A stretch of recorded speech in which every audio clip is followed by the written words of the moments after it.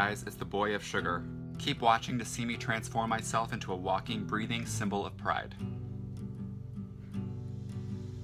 On June 12, 2016, we experienced what some say is the worst mass shooting in U.S. history. Most are saying that this attack was an anti-gay hate crime. Most of the world, after hearing of this incident, was left speechless. I was one of those people. This is my personal and unique way of making a statement about my pride as a homosexual in the United States.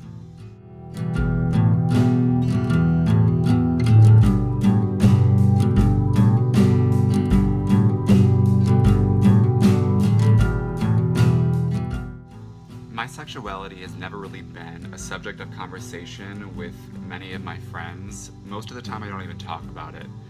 And I've made only very few statements about my sexuality on social media. Most of the time it's because I feel like I'm going to make people uncomfortable. I always think, well, maybe they won't understand, or they can't relate to me. Maybe the religion that they follow conflicts with my beliefs. However, after a man walks into a nightclub at 2 a.m. in Orlando, Florida, and kills 50 people because of his hatred against homosexuals, I think that something needs to be said.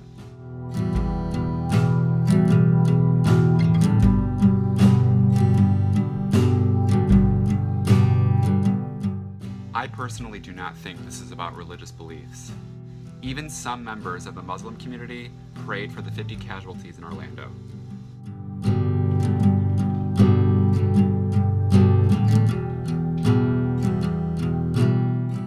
I also really don't think this is about gun control.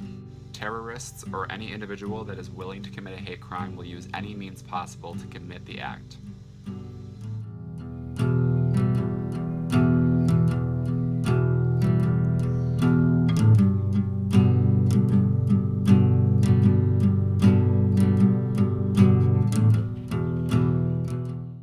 I am not being prideful to be obnoxious or to be in your face.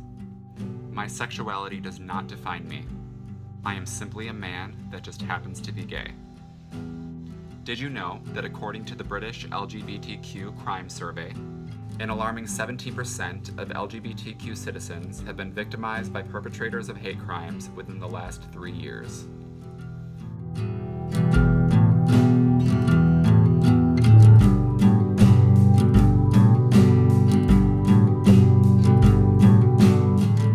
I also just learned that 75% of hate crime victims do not report the incident to law enforcement. Most of the reason why victims do not report these incidents is because they fear that the police officers are not going to pursue the matter. This is probably because the victims feel like the police officers are also judging them because of their sexuality. Well, I'm sure that we can all agree that after last week's incident, we cannot consider any hate crime a trivial matter.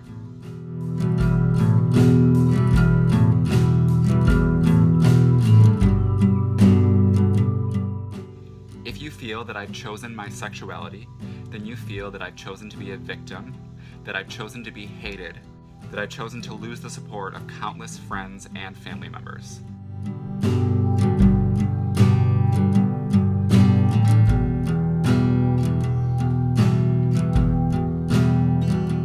Because of the known hatred that gay men and women experience all over the world, we closet our friends.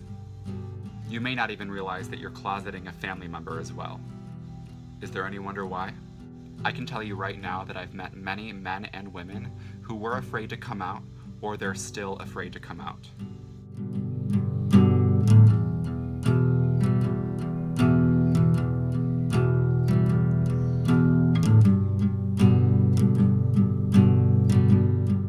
It is said that the man who committed the hate crime 1 week ago was often seen at the club of the incident.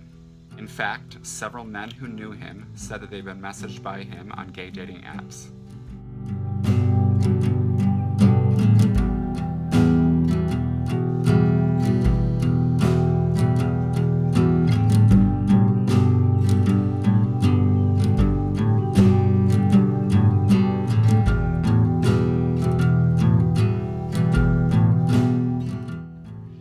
Saddens me to think that someone's intolerance toward others could actually be an intolerance towards themselves. By hating a minority like an individual from the gay community, we are just keeping people from being themselves. This hatred is creating violence, and violence is never the answer.